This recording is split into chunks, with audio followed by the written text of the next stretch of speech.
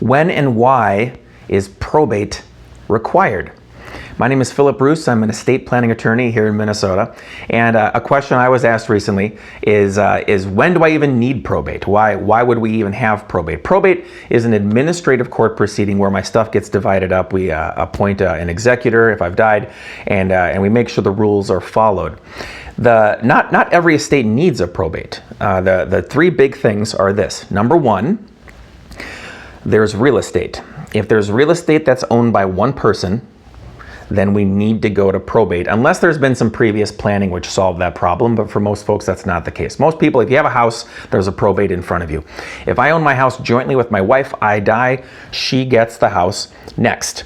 That's easy. That doesn't require court. But now she's the only owner. I'm gone. She's a sole owner. So when she goes, we will have a probate proceeding for the real estate. The second thing that almost certainly requires a probate is if you have more than $75,000 in other stuff that is not controlled by private agreements. So if you have beneficiary designations on your bank account, your life insurance, your 401k, and those beneficiaries are adults, that's very important, they're adults, those folks will just get the money. They fill out a form, send in a death certificate, and they get what's theirs. But many people have accounts that don't have these pay-on-death beneficiaries.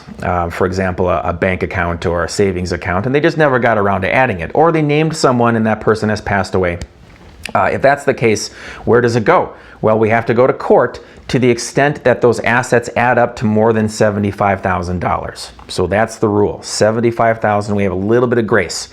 If I have a $20,000 car, no beneficiary on my car. If I have a $20,000 car and I have a $20,000 bank account, and that's it, and I've done planning for all my other stuff, we're not going to probate. We can collect it with an affidavit. It's pretty slick.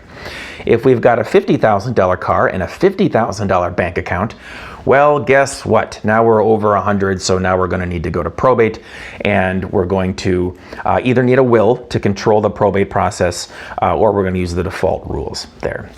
The third big reason that we need to go to probate, and there's a fourth too I'll touch on, is some sort of dispute.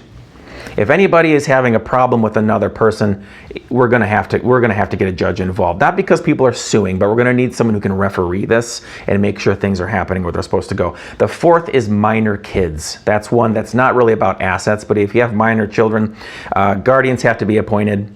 And we probably, if we've done our planning, need to create a children's trust. That only happens if you did your planning in advance. Otherwise, it all goes to the court system and they're going to figure out how to distribute it. So probate's not great. There's ways to control it. That's a will. There's ways to avoid it altogether, except for guardian appointments. But all the money stuff, you can avoid it altogether. It's this other thing called a revocable trust or a living trust. They're really cool. Not for everybody, but it's an option. If you have any questions about this stuff, give our office a call or shoot us an email.